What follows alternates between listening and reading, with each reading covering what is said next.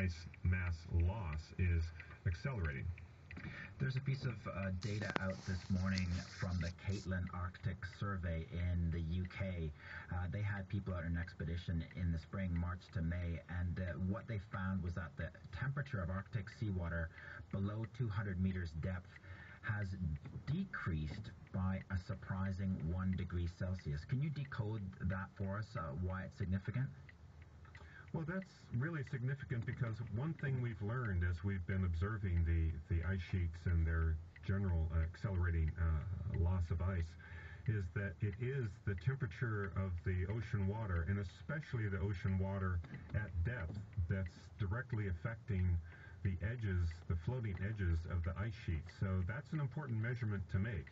And generally we see that when an ice sheet, a particular glacier, loses a lot of mass suddenly, it's because warm ocean water at depth has been able to reach the edge of the ice sheet and cause extensive melting and calving. So this actually would be a good sign that the depth below 200 meters was cooling, but I think it's going to go up and down.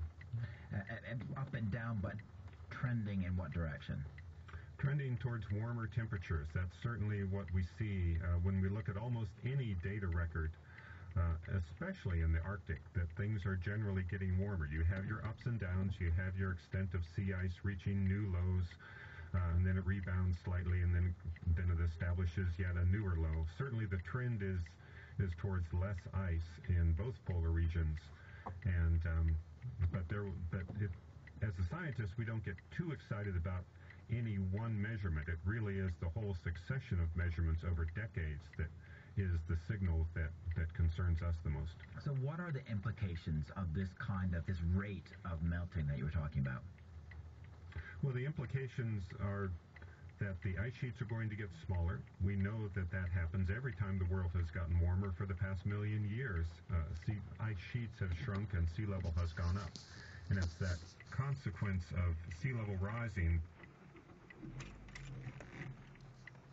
on the planet.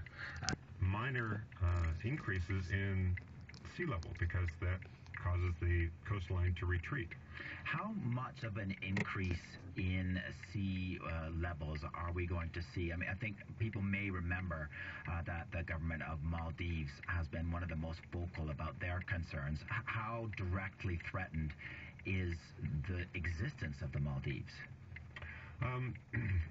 It's a primary concern to them because, as you correctly state, their very existence is predicated on what level sea level is at.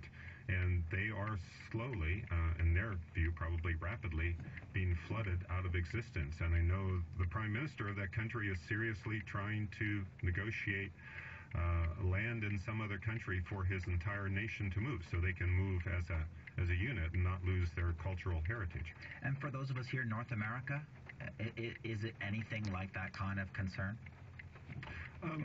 Well, we have more land to retreat to, I guess, or retreat back from, so we can afford to lose some of the coastline. But the real concern is that that's very valuable real estate, both in an economic sense and from the recreational uses and from its use in industry. And so it's high-priced real estate, as everybody knows who ever wanted to buy any of it.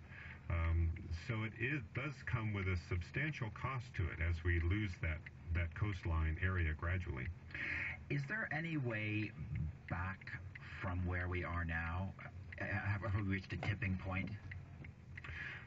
I usually don't speak in terms of tipping points just because changing the trajectory that we're on is going to take a sustained effort, and it will take decades in order to mitigate the effects that are already in the system.